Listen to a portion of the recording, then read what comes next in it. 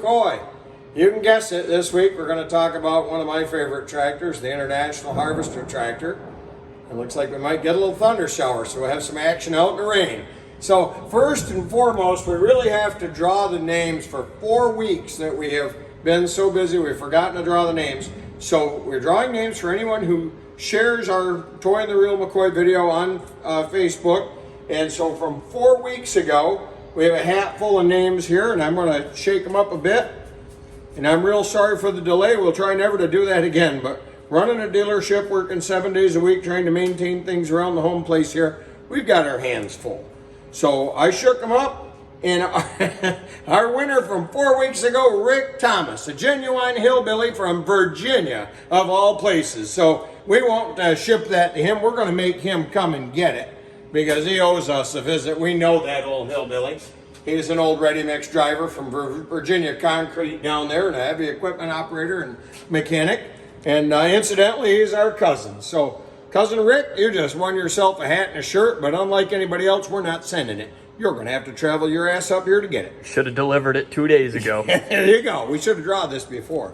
So, from 3 weeks ago, our winner is Carl Frazier, another longtime fan of the Toy and the Real McCoy from up in Fort Ann, another loyal follower of ours. So Carl, you've got a hat and a t-shirt coming, and you know what? We're not shipping yours either, so you can come get it at the dealership. We're saving on postage today, Dave. From 2 weeks ago, once again, you get this for sharing, so if you'll share our Toy and the Real McCoy, we sure appreciate that. We're having a good time bringing our collection to you here from Heartland Farm. Corey Everts is our winner from 2 weeks ago.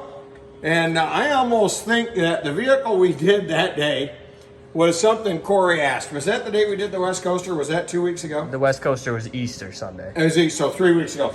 That's one that Corey said, hey, can you do that black truck? So we did. And him and Kyle both. Yeah, that's right. Well, coming out of Dave's hooey hat, which I've been instructed not to get dirty. And so I'm going to do my very best because God knows we don't want a dirty hooey hat around the Heartland Farm. We have Brian King Jr., past fire chief of the Kingsbury Volunteer Fire Company.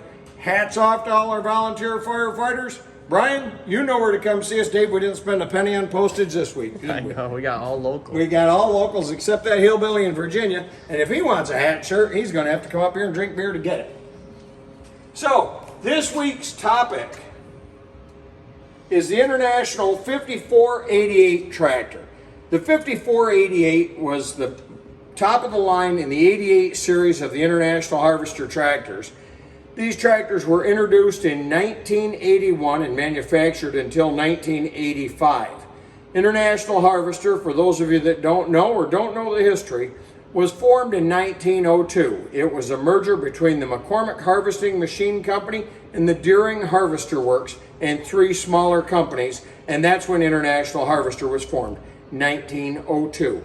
So, in the year 2002, this tractor was introduced as a 100th anniversary tribute to the formation of International Harvester Company. It was their centennial year. The 5488, the top of the line in the 88 series.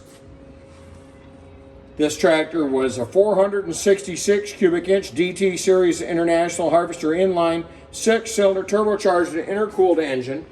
This was the series that officially put the end to the hydraulic torque amplifier, which International introduced in 1953. The smaller 88 series tractors had a 4-speed transmission, a high-low range, and a 2-speed torque amplifier that was electric operated. Wasn't really their proudest moment, but they were still trying to give you a partial power shift.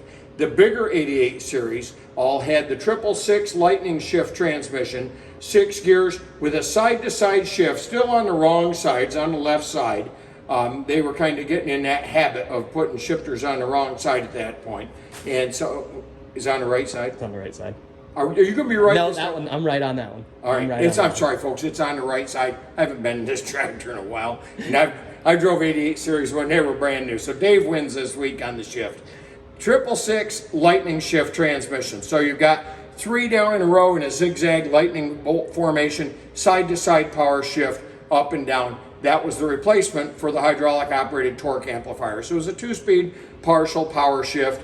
And here we are. This is Timmy's tractor. He got this when he was a little boy, 100th anniversary of the formation of International Harvester Company. The biggest problem it's got is a decal peeling up on it. I just made him go get his and bring it over here to the museum because I just couldn't bear to take mine out of the box, unfortunately. There was 3,951 real 5488s made between 1981 and 1985. If you look over here, we've got a finely crafted wooden 5488, and I bought this somewhere, and darned if I can remember where, but it's a really nicely detailed tractor. Beautiful deep lug tires. Somebody put a lot of effort into that. It's got black walnut suitcase weights on it and a detailed 3-point hitch. Just a real nice tractor in our collection. But the 5488 is a very significant tractor in that 37 years ago yesterday, May 14th, 1985, the last real International Harvester tractor was made at the Farmall Works in Rock Island, Illinois. It was a sad day for people that were international users and fans, certainly a sad day for dealers and enthusiasts all over, but it was the end of an era. The Farmall tractor was introduced in 1924. The first model was the Farmall Regular, and it took off with great popularity. In 1926, on the banks of the Mississippi River, International Harvester built the Rock Island Farmall Works, and it was a storied place. It had been added on to many, many years. The production was enormous. There was many railroad tracks that hauled tractors out of there. They shipped tractors out on the Mississippi River as well as by truck to dealers all over North and South America, and then the export ones went out by train or went by boat on the Mississippi River. And so it was a really, really sad day on that day, May 14th, 1985, when the last one was built. And it happened to be a 5488 front wheel assist, and we happen to have one of those in our collection. So the last one was an 85. We're going to take a little walk outside and look at our 1984 model before we get the big soaker that's coming. Oh, it's starting to rain. We've got some aftermarket suitcase weights on our tractor instead of genuine IH ones, but this is a nicely restored 5488 front wheel assist. Big rubber on the front, big rubber on the back, hubs and duals with it. 666 lightning shift transmission, category 3/4 convertible 3-point hitch on the back with a quick hitch. Ours has 3 sets of hydraulic remotes on it. And then once again, it's been very nicely restored. We love this tractor. I love 88 series tractors for a lot of reasons. And one is the fact that it is so significant in that it was the very last Farmall tractor ever made. The Farmall name was officially retired in 1973, but because they had leftover nameplates, they were put on 66 series in 1974 and 75 until they ran out of the Farmall nameplates. So if you see a Farmall on a tractor that's past 1973, it's nothing different about the tractor. It's just the fact that they were using up the components to get to the end of the Farmall nameplates. This is a beautiful tractor. It's a dream to drive. It's once again nicely restored. These tractors were unique in that they sucked in the cooling air at the rear and blew it forward. It had forward air cooling. It was a neat idea, but if we were standing here with this tractor running at 1800 RPMs, it'd blow the hat right off my head. It blew the hot air forward. Come on in here just a minute for a little bit of International Harvester history, because I want to dedicate today's show of the toy and the Real McCoy to a very dear friend of mine, probably my greatest mentor in the tractor business, and that's Paul Tomlinson, who lives over in Salem, New York. He's the retired owner of Salem Farm Supply. I've got some interesting memorabilia right here. Try to put this somewhere where you can get that, Dave. This is the old Reed Equipment Company on Blanchard Street in Salem. Paul bought that business from old Henry Reed in 1952 when Paul was the ripe old age of 20 years old, the same age I was when I started my Alice Chalmers dealership in 1982. There's a match book from the Reed Equipment Company showing that they sold McCormick Farm Machinery, freezers and refrigerators on the corner of North Main and Blanchard in Salem. Proudly showing the Raymond Loewy designed International Harvester man on a tractor logo in its earliest years. This logo came out just at the end of when Reed Equipment Company was in business before they sold out to Paul and became Salem Farm Supply. So it's a unique piece of Washington County history right there. And the really neat thing about this is that Henry Reed, that owned Reed Equipment, had some children, and his son Bob was my business teacher in high school.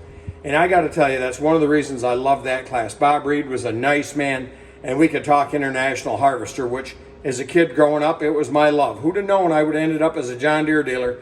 But the fact of the matter is I ran up through life on red tractors, wearing an IH hat, and really respecting the brand.